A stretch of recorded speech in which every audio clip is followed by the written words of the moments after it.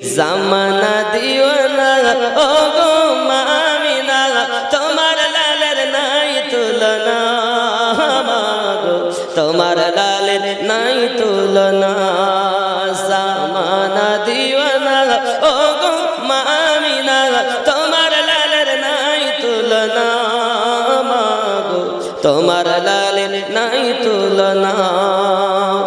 মেঘে মাথায় ছায়া করে রোদ না লাগে গায়, গরম মরু পায়ের তলায় শীতল হয়ে যায়। নুরানি বদনে হাওয়া চলে শনশনে, খেজুর পাতায় হিলায় সব ডানা, মাগো তোমার লালের নাই তুলনা।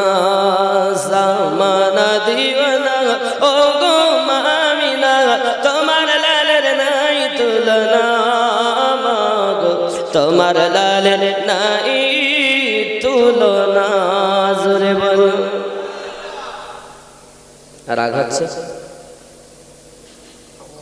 খুব ভালো করে বোঝেন বাবা, আমার দরুদি নবী সাল্লাল্লাহু আলাইহি ওয়াসাল্লাম হালিমাতুস সাদিয়া রাদিয়াল্লাহু তাআলা আনহার কোলে আব্বা আমার হালিমাতুস সাদিয়া আমার নবীজিকে যখন নিয়ে পৌঁছিয়েছেন, হালিমাতুস সাদিয়া রাদিয়াল্লাহু তাআলা আনহার স্বামী হালিমাকে চিনতে পারেনি বাবা। সঙ্গে সঙ্গে ডাক দিয়ে বলে, কে তুমি, কে তুমি?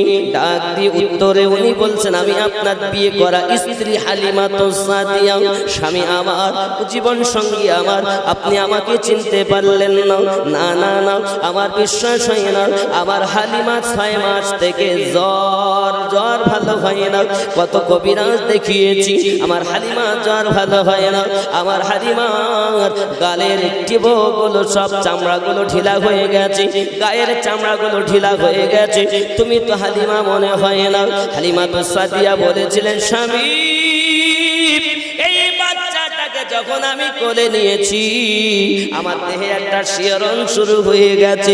ওগো আমার স্বামী গো, এই বাচ্চাটা কোলে নেওয়ার কারণে আপনার হালিমার 6 মাসের জ্বর মহান আল্লাহ ভালো করে দিয়েছে। শুধু কি তাই নাকি? হালিমাতুস সাদিয়া রাদিয়াল্লাহু তাআলা আনহা বলেন, স্বামী আমার, এই বাচ্চাটা কোলে নেওয়ার সাথে সাথে, এই বাচ্চাটা কোলে নেওয়ার সাথে সাথে আমার দেহে একটা শিহরণ শুরু হয়ে গেল, আর আমার যত ঢিলা চামড়া ছিল সবটাই হয়ে গেছে। আরো জোরে বলুন সুবহানাল্লাহ। নারে তাকবীর, নারে রিসালাত। আয় আমার বাবাজি, সোনামানিকেরা বাবারা, আমার আপনার নবী সাল্লাল্লাহু আলাইহি ওয়াসাল্লামকে মহান আল্লাহ পাক এত পাওয়ার দান